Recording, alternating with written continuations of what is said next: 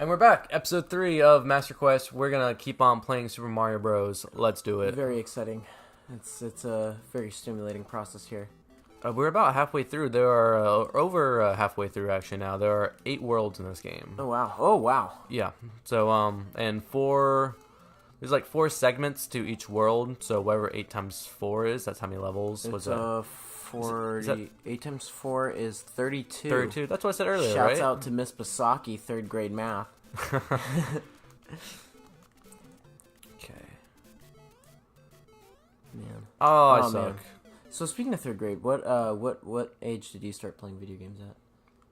Honestly, from earliest memories, I can't really tell you. Probably, ever since I could hold a controller, it's probably when I started playing. So I want to say maybe like 2 or 3. Yeah, were your parents big video gamers? They weren't, but I think there was just NES that was given to my family. Okay. I believe the story is. I still have the NES. Actually, Wow. my family somehow ended up with 2 NESs. I still have both of them. Interesting. I'm not really sure how that happened, but Yeah.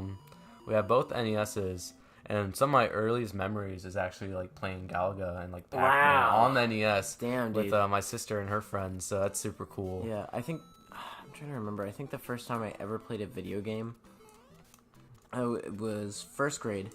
And I remember it clearly. I was at my friend Mark McMillan's house. He was like a neighbor of mine from up the street, and he had a GameCube, and we played Sonic Heroes, like the one where remember you that go one. through like Yeah. different cityscapes and like skate through them. You can play as all the different characters Yep, too. bingo. Yeah.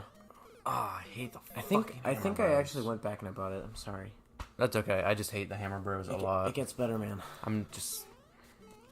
Everyone's gonna say I suck. Yeah. I know. And then I think that same year my mom bought me a Game Boy Advance, and I played on that. And then after that, I was like randomly given stuff that people's kids didn't want. Like my mom had friends that had like kids that were like way older. Mm-hmm. Um, And they just had games they felt like they were too old for. yeah, or like consoles too. Like I Wow. remember my mom's friend and like close family friend. Her son had an old Game Boy Color that he didn't use, and so I got that Game Boy Color with like Pokemon Yellow, the Pikachu edition, Ooh, nice. and a Soul Silver. That was a good catch. Yeah, seriously, and like a couple of other original Game Boy games.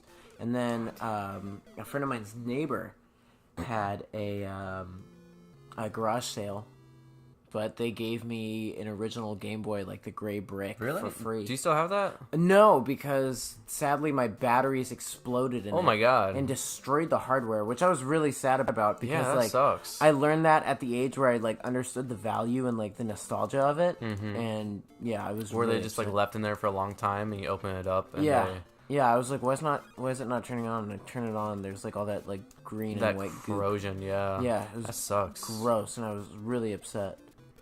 But So sad. I think I still have my Game Boy Color. I for sure have my SP. Yeah. Kind of going nostalgia overload right now. Thinking Seriously. back, elementary school, Yeah. bus rides, have the Game Boy, playing Pokemon Ruby. and- Pokemon Emerald was definitely my game. But I remember there was an old comic book store that I used to frequent as a kid because for some reason as a kid I was really obsessed with like old action figures, and so I had like What kid wasn't obsessed with action figures though? but I had like Ninja Turtles from the 1980s, like first gen action figures, and they also sold like old Game Boy games for like dirt cheap, like $2 a cartridge. Yeah, I was in that moment in time where they didn't have like any value because they weren't really old enough And to they- people collect. But And people also weren't really collecting them as much as they do now at the time. absolutely, And so, like, yeah, I used to take, like, my birthday money or, like, any kind of cash I could, like, scrounge up for myself. I would go and I would buy stuff at this comic book store. And I just remember buying, like, old Game Boy cartridges. Like, I think I got, like, Warrior World 3 for, like, $1. Nice. That was awesome. I'm sure you can't find it that cheap anymore. No, I still have it, too, Yeah. which is great. Man, I still remember there were some levels on that were a total bitch. I don't think I had a friend who had the Wario World games, but Yeah. I never played them myself. No, yeah. It's basically Mario though, right? It's like just It's- side scrolling. Bingo, yeah. Smaller screen. And at the time, somewhat better graphics. Like, definitely better than what we're looking at right now, where it's still 8-bit, but there's a little bit more, like, not so much character design, but It's it's a smaller screen, so it there's like more condensed a little bit. there's more that they can fit into the character. Yeah. I remember Super Mario Land 2 was a big one for me. I Yeah. played a lot of that. Yeah. And I actually broke my Game Boy Advance. Damn. Like, I was playing it like 10 years later. I was just like staying with my family in Atlanta. And, they were like working, so I didn't have a lot to do. I was just kind of hanging around the house. I had just happened to bring my Game Boy for some reason, even though it was like, this was like when the DS was out. Yeah. And, I was at like, I might have been like 12 or 13, so I didn't like care as much as I should have cared. Mm-hmm. And I just remember getting like super pissed off at it and just like Yeah. throwing it across the room. Those early rage quits. Yeah, and as soon as it happened, I was like, "Oh fuck! Oh shit! What happened?" I looked at it, and the screen's all cracked and black. I'm like, God. what have I done?" I remember I used to punch my screen when I was upset. Like, I had like one of the first Spyro games. Yeah.